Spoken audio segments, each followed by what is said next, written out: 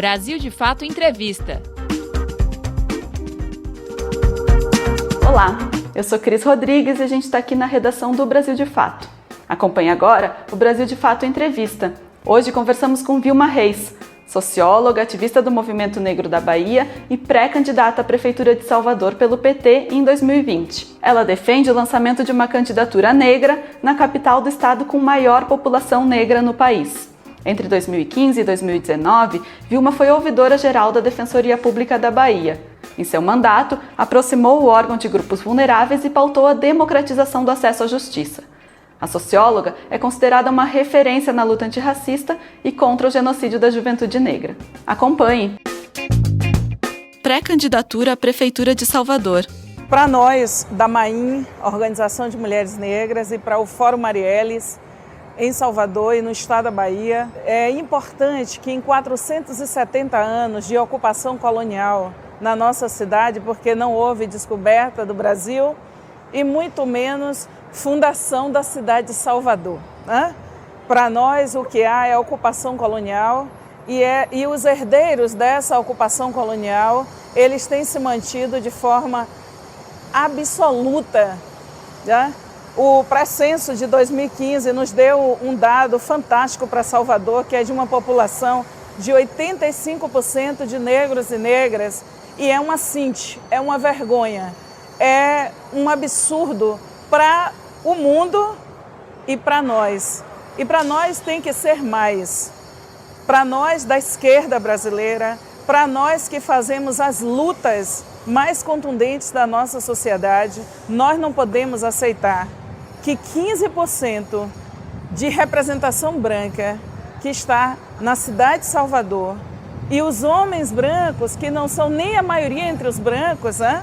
São um pouquinho mais que 7%, que tenham a absoluta hegemonia na representação na nossa cidade. Nós, do Movimento de Mulheres Negras, por um ato de desobediência colonial, desobediência patriarcal, decidimos interromper essa hegemonia absoluta, né? E é importante dizer que a nossa disputa não é com nenhuma outra pessoa negra. A nossa disputa é para interromper essa hegemonia absoluta do poder colonial na nossa cidade. Presença negra nos partidos. Lélia Gonzalez, em 1982, ao se concorrer para ser deputada por uma decisão política do movimento negro no Partido dos Trabalhadores, Lélia estava ali cumprindo uma tarefa histórica determinada por nossos movimentos. Em 86, tanto Luísa Bairros como Luiz Alberto na Bahia, Edson Cardoso em Brasília, a própria Lélia via PDT no Rio de Janeiro, mas esses outros que eu citei via PT. Essa é uma luta que nós e o MNU lançou candidaturas por dentro do PT ou do PDT ou de qualquer e de tantos outros espaços onde foi possível em todo o país. Então, sem falar que todas as carreiras dos brancos progressistas nesse país nós construímos, todas. O nosso entendimento agora é que não é possível mais dizer para a gente esperar. Toda a construção dos movimentos que vem da rua para dentro dos partidos é de que não haverá nada sobre nós sem nós. E nós estamos há décadas construindo os partidos de esquerda. Da velha esquerda e da nova esquerda. Não tem um partido de esquerda que tenha se erguido nesse país sem a nossa filiação em massa. Em 2007, me filiei ao Partido dos Trabalhadores no movimento e criamos a expressão feminista com Luísa Bairros, né? A gente entrou num ato de filiação com 157 lideranças mulheres, mulheres negras, mulheres brancas. Então não é aceitável que os nossos partidos, eles têm uma hegemonia no comando, e eu acho que isso começa a mudar quando o companheiro Ademário Costa foi eleito no PED de Salvador para ser o presidente do Partido dos Trabalhadores em Salvador, Silvio Humberto eleito no PSB em Salvador, Olívia Santana já foi presidenta 2 vezes do PCdoB em Salvador. há um debate contundente em Salvador. Nós não aceitamos mais. E o que nós estamos fazendo é uma escola de ciência política aberta, democrática e de verdadeiramente participação popular para incentivar e nós repercutirmos esse debate em todo o país. Porque nós não podemos aceitar. A revolução boa começa em casa. E se nós apostamos numa virada do Brasil, essa virada precisa começar nos nossos partidos. Não pode a gente esperar que outro comece. Então, é bom dizer que a nossa presença nos espaços de poder e na linha decisória, ela é importante principalmente para o conjunto da sociedade. Lembrando Lélia Gonzalez e lembrando a tarefa histórica do feminismo negro, nós não lutamos apenas por uma sociedade para nós. Lembrando Angela Davis, quando as mulheres negras se movem, move toda a sociedade. Isso para a gente vê essa foto, né? O que é uma geração de mulheres negras na Ouvidoria Defensoria Pública no Brasil? O que é a nossa presença nas universidades? A universidade brasileira nunca mais será a mesma. Então, esse último bastião precisa ser modificado, que é o poder nos partidos, quase todos eles controlados por brancos, brancos de direita e brancos de esquerda. Nós não aceitamos, que nós construímos essas carreiras. Encarceramento em massa. A gente fundou um campo de pensamento no Brasil sobre as políticas de encarceramento e principalmente nós colocamos o debate racial na questão do encarceramento em massa e na questão da guerra às drogas. Parecia há uma década atrás que era possível debater guerra às drogas sem falar em relações raciais. Não é possível.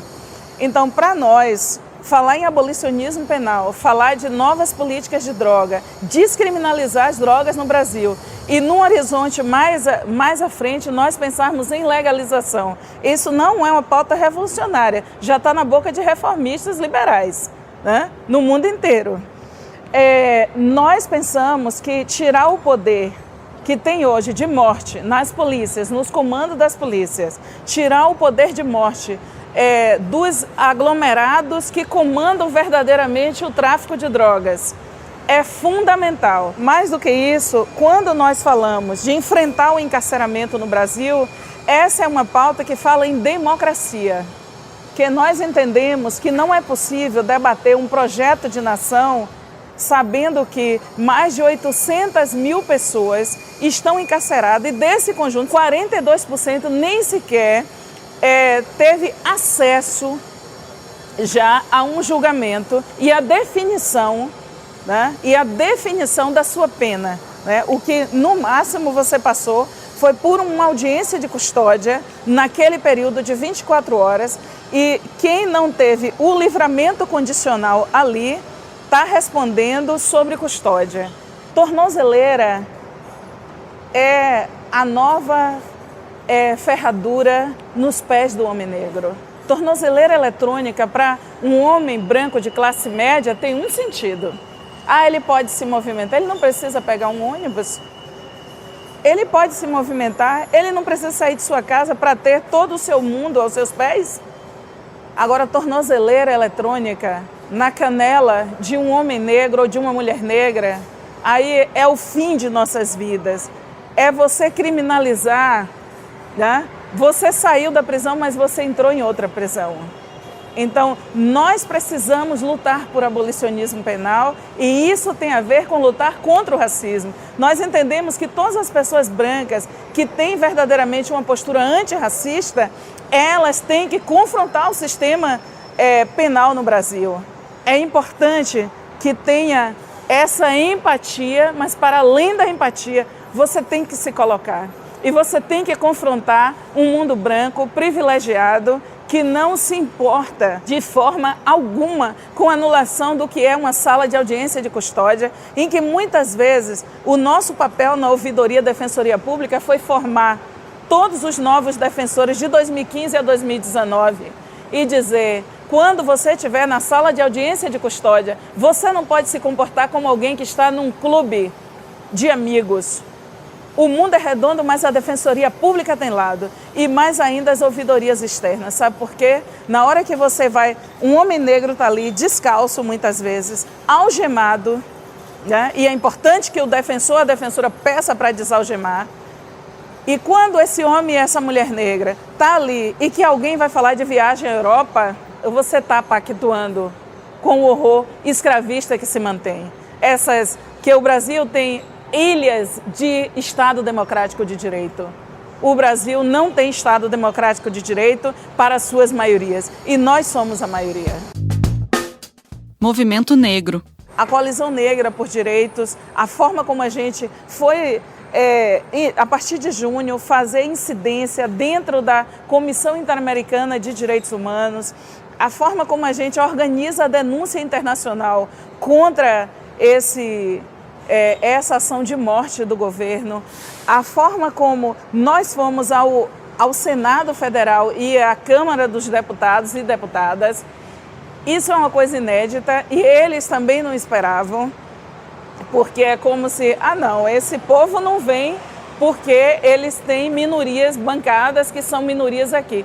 Nós estamos construindo um caminho que é absolutamente sofisticado, diferente e que eles não decifraram antes da gente agir, que foi exatamente de fazer advocacy, como tantos grupos fazem em diversos parlamentos do mundo. Eu dei aqui o exemplo do Sadiq Khan, né? E de tantos outros movimentos que se levantam em Ruanda, na África do Sul, em Johannesburgo, tem movimentos contundentes, mas falando do próprio Black Lives Matter, que faz uma ação contundente desde Ferguson, mas eles são herdeiros de outros movimentos, desde os Black Panthers em Oakland, em 1963, na Califórnia. Então, nós somos herdeiros também e herdeiras de uma tradição que é de enfrentamento. E nós chegamos a esse ponto que nós nos antecipamos a eles. Eles constroem respostas violentas, porque eles sabem. O Rio de Janeiro, a Maré, de forma muito emblemática, eles não teriam outra forma. Eles não têm outra forma de segurar a revolta do nosso povo. Eu moro numa cidade como Salvador, em que uma mulher negra disputa uma vaga de creche num vergonhoso sorteio. Começou o sorteio agora em outubro, com mais 150 mulheres. Como você pode disputar num sorteio uma vaga de creche em 2019? Isso não é aceitável. Nós temos situações nesse país inteiro, como todo o horror da mineração na região norte desse país e na região de Minas Gerais, que nosso povo não pode aceitar. Nós é que sabemos o que foi Mariana, naquele 5 de novembro de 2015. O horror que nosso povo, até todo o Vale do Rio Doce, que desagou em Espírito Santo. E o que é para nosso povo que está na luta da pesca artesanal. Então, o povo não pode mais suportar. A resposta deles para nossa indignação é a polícia armada até os dentes e a polícia matando a esmo. E isso é para isso que nós nos levantamos. Você está ouvindo a entrevista com Vilma Reis, socióloga e pré-candidata à Prefeitura de Salvador. Os massacres não nos revoltam mais? Um país que trama 24 horas por dia nas instituições pela nossa eliminação física, cultural, política. Nós chegarmos a 2019, 100 anos depois que Monteiro Lobato disse que ou o Brasil se tornava branco ou seria inviável como nação, nós chegamos a 2019 sendo a maioria desse país. Essa é a nossa primeira vitória anunciada. Né? Eles nos matam e o nosso sangue ao correr, nós somos sementes. E tem várias formas de reagir. Essa é uma das primeiras. Eles não conseguiram nos fazer minoria. É o único país do mundo fora do continente africano que eles não conseguiram. Né? Imagine o que foi o massacre na Argentina, no Uruguai, dentro dos Estados Unidos, né? Que hoje você tem uma população negra que tem muito poder, mas é uma população que oscila entre 13% a 14%. Nós somos 54% e o próximo censo, ao fechar, pode nos dar essa vitória de sermos 56%. há uma guerra aberta contra nós e secularmente nós tivemos poucos aliados. E nós chegamos até aqui. Uma pergunta que a gente faz é como foi possível nós chegarmos até aqui diante desse massacre? Nós saímos de setembro de 2001 de Durban decididos a fazer uma virada no país e nós fizemos. Você sabe o que a gente sair de muitas realidades como o UNB, que nós éramos 0,4%, e nós fazermos a virada que nós fizemos de enegrecer as salas de aulas de todas as universidades desse país, muitas vezes sozinhos, porque mesmo no campo de uma intelectualidade branca, de esquerda, nós tivemos pessoas que até hoje passam vergonha porque assinaram manifestos contra as cotas. Todos os partidos, seus grandes expoentes eram contra as cotas. Nós convencemos o campo da esquerda de que a nossa tese era pertinente. Em 2003, nós vimos de um artigo 68 pela titulação das terras quilombolas, uma vitória que a gente conseguiu na Constituinte de 88, ali a ignorância de boa parte do parlamento brasileiro não se dava conta e nós aprovamos o artigo 68 sobre as disposições especiais para regulamentação das terras e territórios quilombolas. Só em 2003, com o decreto 4887/2003, nós conseguimos refazer um decreto para regulamentar o artigo 68 da Constituição, mas nós conseguimos. E hoje nós somos uma realidade de quase 7.000 comunidades identificadas, né, com certidão da Fundação Cultural Palmares, e que a Palmares, que é muito importante para nós e que foi a primeira instituição do Estado brasileiro a ser erguida em 1988 como resposta a 100 anos da abolição inconclusa. Então nós temos vitórias e o chamado, a terceira etapa dessa luta, nós chamamos agora toda a sociedade a caminhar conosco. Acho que nós temos segmentos, há uma compreensão em muitos segmentos da população branca que sabe que é beneficiária secular do espólio da escravidão, mas que são pessoas que se colocam contra a barbárie neocolonial no Brasil. E elas se colocam e dizem, eu vou fazer diferente.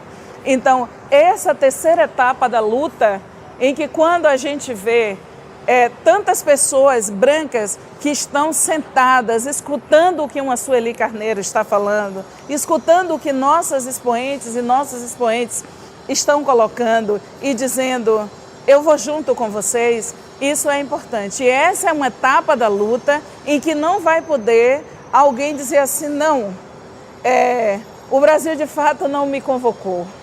Né? A gente está aqui produzindo um conteúdo que é de afirmação de direitos humanos, produzindo um conteúdo que é de quebra do pacto da criminalização secular contra o povo negro no Brasil.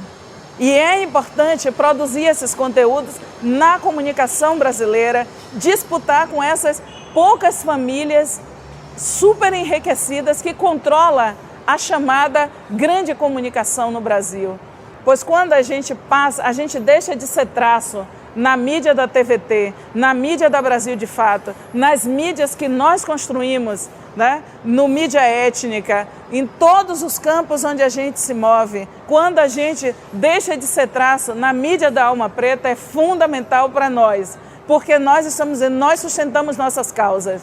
E a comunicação voltada para produzir conteúdo que afirme os direitos humanos do Brasil, essa é uma bandeira revolucionária. Uma comunicação que se coloque contra o feminicídio, ela é revolucionária. Uma comunicação que afirme os direitos dos quilombolas, da pesca artesanal, dos terreiros de candomblé e contra esse horror que se levanta no Brasil contra os terreiros de candomblé, que é racismo religioso. Isso é um tipo de comunicação que é libertadora. Né? E nós apostamos, entendemos comunicação como afirmação de direito essencial numa sociedade que usa a iconografia e trama todos os dias com os símbolos para desconstruir humanidades.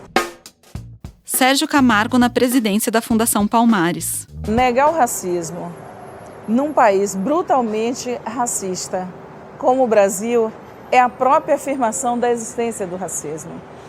Eles estão fracos porque eles estão precisando usar um homem negro para cumprir o papel que eles não têm coragem de cumprir, porque iriam todos a julgamento, né?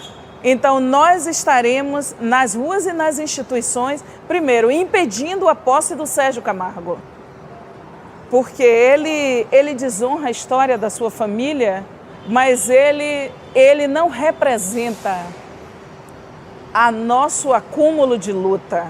Ele não representa o que somos nós no Brasil. E se os senhores coloniais que hoje ocupam o Palácio do Planalto e os mais de 20 ministérios, se eles tiveram a baixeza de usar um homem negro desposicionado politicamente para colocar essas teses, eles estão perdendo na narrativa. Eles estão perdendo nessa batalha. Se Palmares não existe mais, faremos Palmares de novo. Essa é a nossa luta e é isso que nos mantém como uma geração de cabeça erguida e bicão na diagonal. Bicão na diagonal é atitude política. Bicão na diagonal é nós sabermos que somos parte de uma geração que parimos a nossa liberdade. É por isso que Princesa Isabel é uma piada. É por isso que negar o racismo no Brasil é um erro histórico. Né? É daqueles que perderam o bonde da história. Você não nega o racismo. Os mais liberais desse país, né? Os mais cínicos, como Fernando Henrique Cardoso, admitiram a existência do racismo na virada para Durban. No apagar das luzes, a gente mandando a delegação para Durban, ele teve que admitir que o Brasil é um país racista. E essa é uma vitória nossa. Nós enfrentamos a tese do mito da democracia racial e nós provamos que esse é um país racista. E é preciso botar as teses de frente. E eles são covardes. Os que ocupam o Palácio do Planalto e boa parte dos que ocupam hoje o Parlamento brasileiro e daqueles que estão acoitados e protegidos dentro do sistema de justiça. E nós estamos aqui para dizer, vamos vencer todos vocês. Nós vamos vencer todos os canalhas, todos os lacaios que hoje ocupam de forma indevida, né? Eles ocupam porque, eu digo indevida, porque a sua vitória foi fruto de muita fraude. Muita fraude. Eles engabelaram o povo brasileiro, mas nós estamos aqui, nós defendemos uma cultura de esquerda. E é por essa dignidade que nós estamos aqui para dizer, nós vamos sobreviver a todos vocês, senhores coloniais, e as suas narrativas que são sustentadas por mentiras seculares. Brasil de Fato Entrevista. Você acabou de ouvir a conversa com Vilma Reis, socióloga e pré-candidata à Prefeitura de Salvador. Para conferir mais entrevistas como essa, acesse o Brasil de Fato Entrevista no Spotify, no Deezer ou no iTunes, ou inscreva-se no nosso canal no YouTube para receber as notificações. Apresentação, Cris Rodrigues. Entrevista, Igor Oliveira. Edição, Vanessa Nascimento e Adilson Oliveira. Coordenação, Camila Salmásio e José Bruno Lima. Direção, Beatriz Pasqualino e Nina Fidelis.